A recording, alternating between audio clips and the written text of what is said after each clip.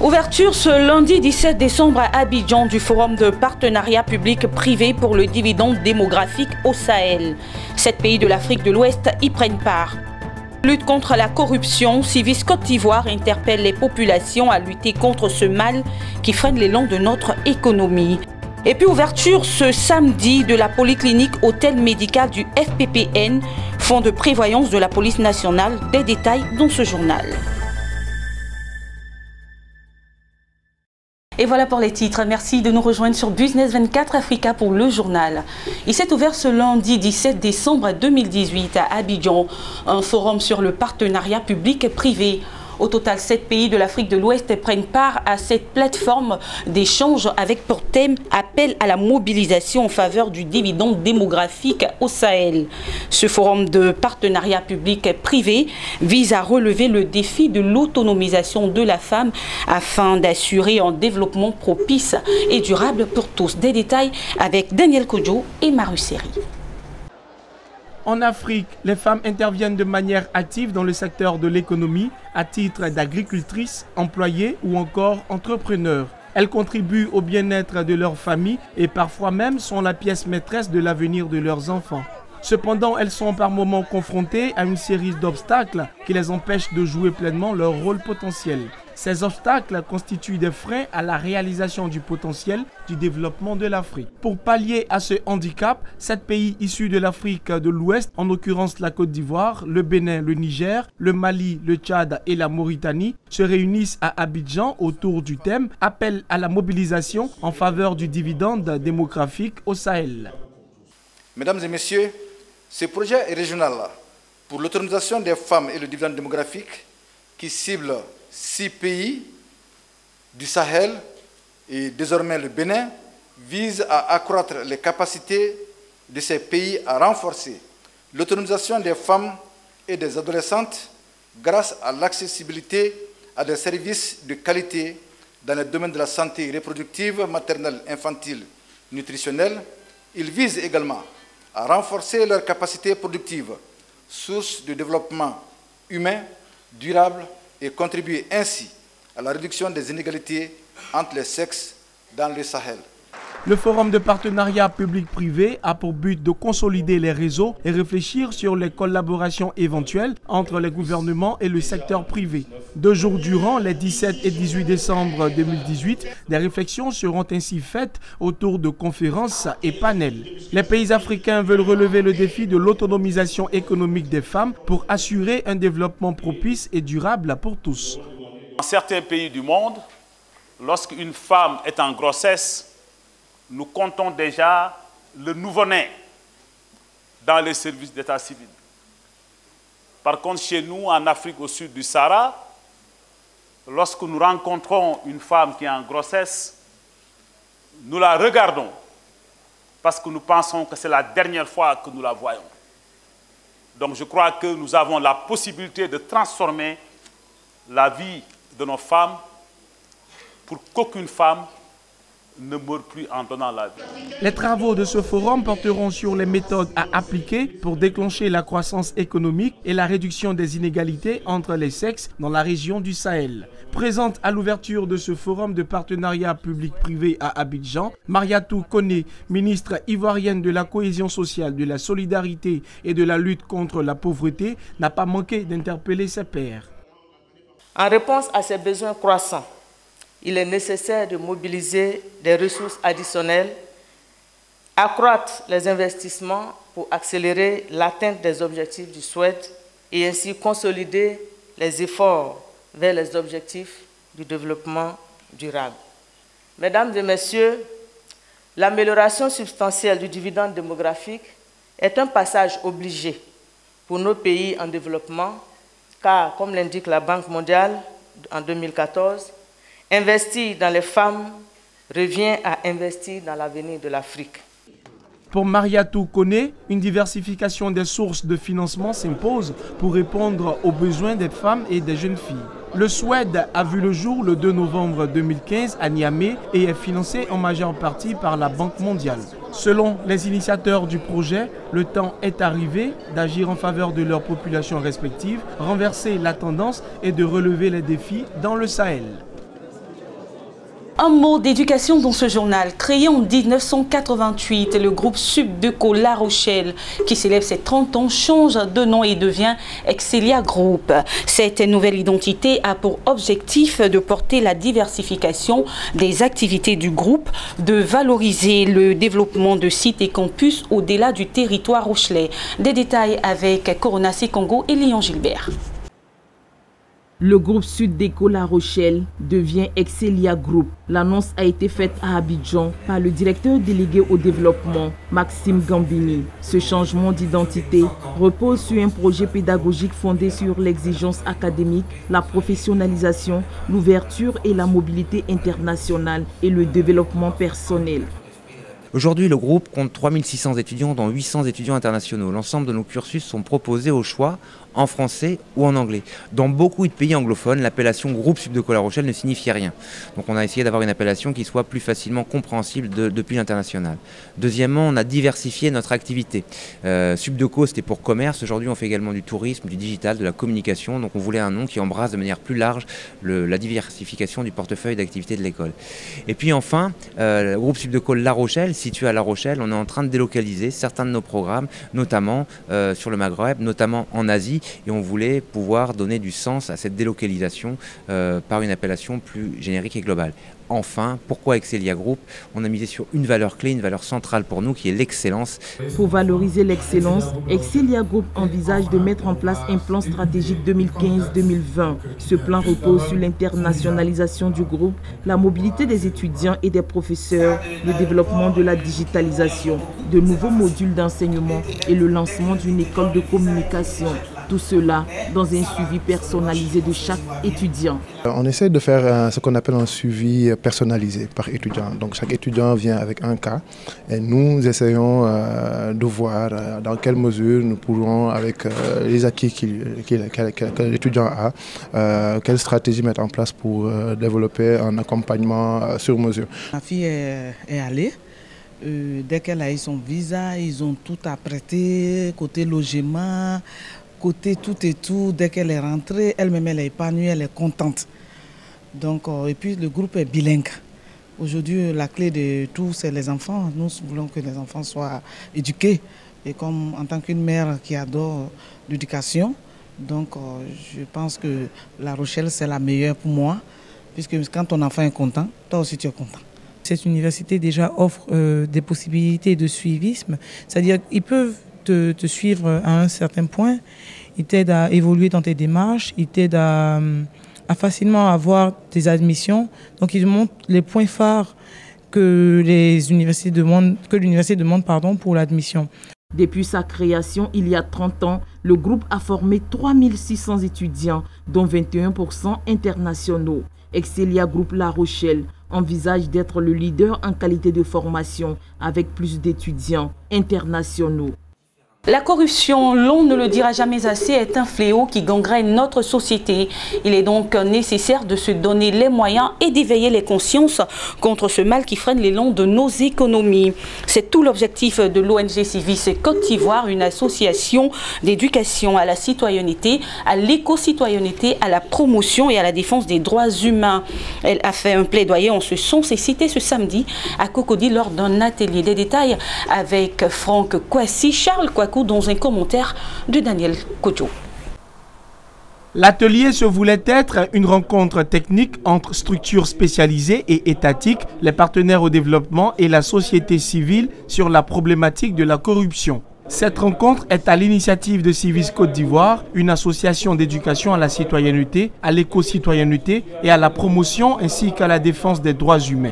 L'organisation citoyenne a décidé, à l'occasion de la quinzaine de lutte contre la corruption, d'éduquer et transformer à travers un plaidoyer en faveur de la lutte contre la corruption et les infractions assimilées en Côte d'Ivoire. Civis Côte d'Ivoire a fait appel à plusieurs personnes d'origines diverses des jeunes du RDR, des jeunes du PDCI, des jeunes étudiants fraîchement sortis des écoles de sciences politiques, pour que tout ce monde-là nous entretienne sur leur vision par rapport à la corruption, leur vision par rapport aux conséquences de la corruption et enfin leurs solutions, parce que c'est des jeunes et c'est à eux qu'appartient l'avenir.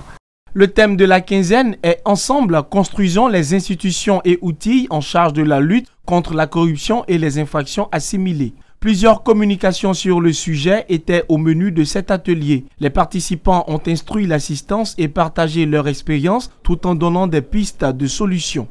En Côte d'Ivoire, il y a d'abord la petite corruption. C'est celle qui s'inscrit dans le quotidien des populations. Nous la pratiquons tellement tous les jours qu'elle est devenue comme un mode de vie. Donc, il peut s'agir, elle se manifeste dans le domaine d'abord de l'éducation, notamment à travers les concours d'entrée dans la fonction publique, très souvent critiqués, parce que la réussite n'est visiblement plus basée sur le mérite du candidat, mais sur ses moyens financiers, parfois même le groupe ethnique. On peut citer également le domaine de la santé, mondialement connu comme le domaine le plus corrompu. Il peut s'agir également du fait de payer les agents de la circulation pour s'acquitter de la violation du code de la route ou encore payer les agents administratifs pour obtenir un document dans les délais. À côté de cela, on a la grande corruption. Elle correspond à tous les délits majeurs qui font la une des journaux internationaux. Voilà, le blanchiment d'argent, détournement des fonds publics et privés, évasion fiscale. Évidemment, nous avons la présence des investisseurs en Côte d'Ivoire. Le signe aussi que les choses sont en train d'être mises en place doucement pour mener à bien cette lutte. Parce qu'un investisseur ne viendra pas investir ses millions, ses milliards, quand il n'est pas sûr d'un certain nombre de garanties, évidemment. Donc nous avons le tribunal de commerce aussi qui est là, qui véritablement est un outil efficace pour la lutte contre la corruption. Et le renforcement du cadre juridique ivoirien qui est en cours, évidemment, va permettre, n'est-ce pas, de protéger les personnes qui vont peut-être faire la dénonciation ou les personnes qui vont évidemment révéler des cas de fraude. Et aussi, il faut passer à la phase des sanctions, parce que c'est ce qu'il faut. Avoir des hommes corrompus, les maintenir sans sanction, évidemment, nous ne faisons que, n'est-ce pas, laisser grandir la corruption dans notre pays. Les facteurs tels que la pauvreté et l'ignorance des populations en ce qui concerne leurs droits ont été brandis comme des causes de ce fléau. Dans un élan citoyen et participatif, la couleur verte a été adoptée en tant que symbole de cette lutte et une pétition a été lancée. Et voilà une bonne nouvelle pour les policiers de Côte d'Ivoire et de leurs familles. La polyclinique hôtel médical du FPPN a ouvert ses portes ce samedi à Yopougon au quartier Fanny. Une ouverture tant attendue par les bénéficiaires qui pourront se faire soigner dans de meilleures conditions. Lawani Babatonde et Aimé Swan pour le reportage. Les 18 000 policiers de Côte d'Ivoire et leurs familles l'attendaient depuis 4 ans. La polyclinique du FPPN a ouvert ses portes ce samedi à Yopougon, la plus vaste commune d'Abidjan. Pour l'heure, certains services sont fonctionnels pour la prise en charge des mutualistes. Nous pouvons prendre en charge la médecine interne et la chirurgie. Nous avons un bloc opératoire et un laboratoire avec une capacité d'accueil de 50 lits.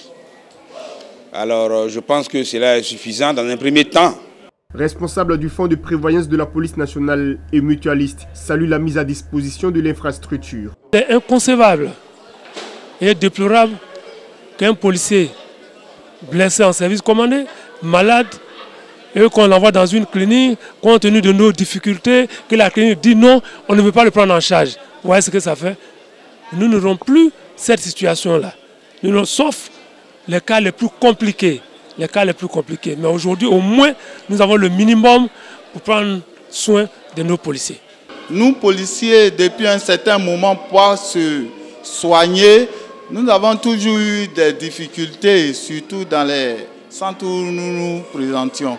Mais avec l'ouverture de cette nouvelle clinique, je pense que c'est une très bonne chose. Le fonds de prévoyance de la police nationale a tenu à rappeler aux mutualistes qu'un ticket modérateur sera appliqué pour les soins dans la polyclinique. L'objectif est de mobiliser des ressources supplémentaires pour le bon fonctionnement de l'établissement sanitaire et investir dans d'autres projets sociaux. À l'attention des délégués ici présents, vous avez par 2 fois, en janvier et en juillet, n'est-ce pas, insisté pour que le conseil d'administration donne pouvoir à la direction générale d'appliquer le ticket modérateur aux fins d'améliorer les prestations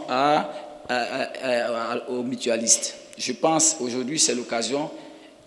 La polyclinique qui ouvre certains de ses services ouvre en même temps la voie de l'entrée en vigueur du ticket modérateur de 20%.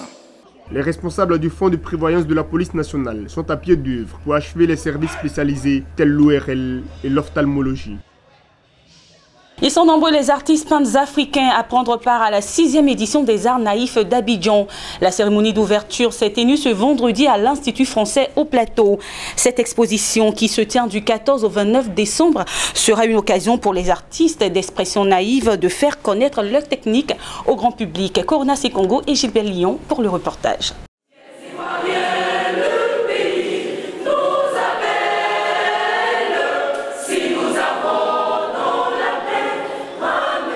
Cet appel de l'hymne national de la Côte d'Ivoire a été une source d'inspiration pour Augustin Kassi. Pour apporter sa pierre à la construction de son pays, il a décidé d'en faire la capitale de l'art en Afrique. Initiateur de la Biennale internationale des arts naïfs d'Abidjan, Augustin Kassi, à la suite du français Julien Rousseau, veut faire la promotion de ce qui était jugé maladroit, naïf et refoulé aux pieds par les académiciens des beaux-arts. Cette 6e édition de la Biennale est une occasion de rappeler la place de l'art dans la société. L'art est partout. L'art est dans tout. C'est-à-dire que ce que l'art n'a pas pu créer, ne pourra pas créer, c'est la respiration, c'est-à-dire le souffle. C'est Dieu seul qui l'a fait. Mais Dieu le dit, qu'il a créé le ciel, la terre et tout ce que cela comporte. Mais pour transformer la terre et transformer les choses qui sont sur la terre, c'est les artistes. Dieu n'a pas créé de maisons. Ce sont les artistes qui ont conçu par des dessins, par des plans, des maisons, des voitures, des avions et maintenant des fusées. Plusieurs artistes peintres venus du Sénégal, du Cameroun, du Niger, du Burkina Faso, du Mali, du Togo, du Congo et de la Côte d'Ivoire prennent part à cette 6e édition biennale internationale des arts naïfs d'Abidjan. Une occasion pour ces artistes d'expression naïve de faire connaître leur technique au grand public.